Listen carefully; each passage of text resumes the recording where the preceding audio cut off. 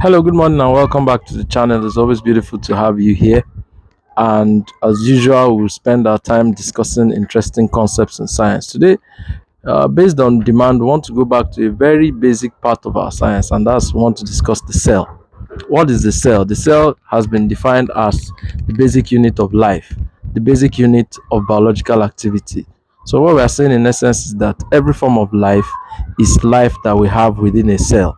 So, in essence, we are saying that when you think of life, you think of it as life within cells because cells are the basics, they are the units for our discussion and our understanding of life. Now, we understand that organisms can range from singular unicellular organisms to very large and gigantic multicellular organisms, but all of them have characteristics of life, and they display characteristics of life. So it's important to note that a single cell would act out all the characteristics, play out all the characteristics of life, and be able to maintain itself to the extent that it is able to replicate itself, is able to multiply and become from one to two daughter, three daughters, four daughter cells, and continue to proliferate in that direction. Meanwhile, also you have multicellular cells or multicellular organisms, which are much larger organisms with a much increased number of cells. And this number of cells, the organism is able to run all these different reactions and processes, and is able to run through all of this. So this is important for us to know. From understanding what a cell is, we can now transit to discussing about what we call the cell theory. So what's the cell theory? Now, the cell theory has two aspects. The first aspect of the cell theory is that the cell theory believes or propounds or postulates that there's no life outside the life that exists within a cell.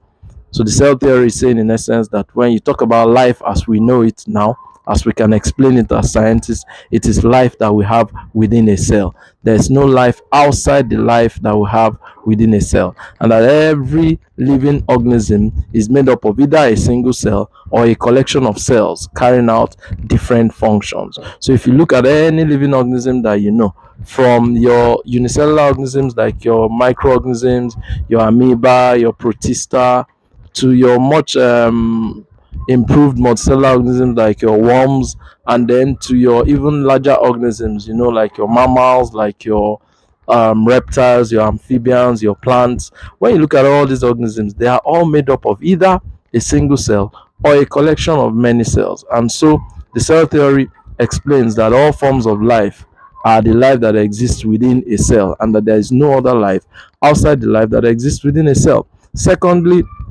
or the second part of the cell theory explains to us that every cell arises from pre-existing cells, so that existing cells arise from pre-existing cells. So it's simple. The second part of the cell theory tries to explain to us that when you think of cells, they must have parent cells, that there are no cells that just arrived in nature or arrived or just arrived without having parent cell. So that is the parent cells that give rise to the daughter cells, and that over a period of time, when growth occurs, the daughter cells then give rise to their own daughter cells, and so it continues to grow from generation to generation. Simpler explanation for undergraduates: we think of ourselves as human beings.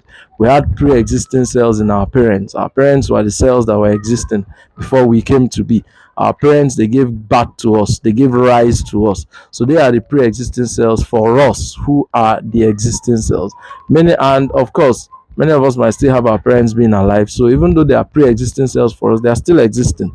And then we are now existing cells. And with time, when we perhaps grow, or whenever we are ready to have our own set of children, we now become the pre-existing cells to their own existing cells. So it just shows us how generations flow in science, from one generation to another to another. So there's no cell without a parent cell. There's no cell that just arrives here and has no parent cell, no progenitor cell, no parent cell that give rise to that cell. That is very important to note. So these are the two aspects of the cell theory, which is important for us to note and understand. We also now have different scientists who did different work on the cell theory, or in trying to help us to understand science and life in general. We started with Janssen, who was a Dutch lens maker. in 1665, and he was one of the first people who designed the lens. And it was through his lens that we're able to realize that there's life beneath the life we can see with our naked eyes. So Janssen was one of the first people. Then there was Galileo, who worked on his telescope and was able to view into the stars, and study astronomy, study the stars, study space. This was one of the first scientists in nature. After Janssen, we had Galileo, we had Anton van Leeuwenhoek, who's popular for being a lens maker. He worked so hard at improving the lenses that were made by Janssen. He made it better. Increased the magnification, increased the resolution, and made the lenses much, much better and useful. That was Anton van Leeuwenhoek. We also have Robert Hooke, who was the first person who was able to study plant cells. He studied those plant cells in you studied those plant cells in cork cells. So he sliced through cork cells, and of course, cork that we used to, cover our wines are made from plant cells, trees. So he was able to view these cork cells, and then he was able to see plant cells, describe them, and he was the first person to call the cells animalcules. We also have other scientists like we have Grew and Malfigi, who worked on the plant cells and plant tissues to try to explain them clearly to us. Thank you for listening to this.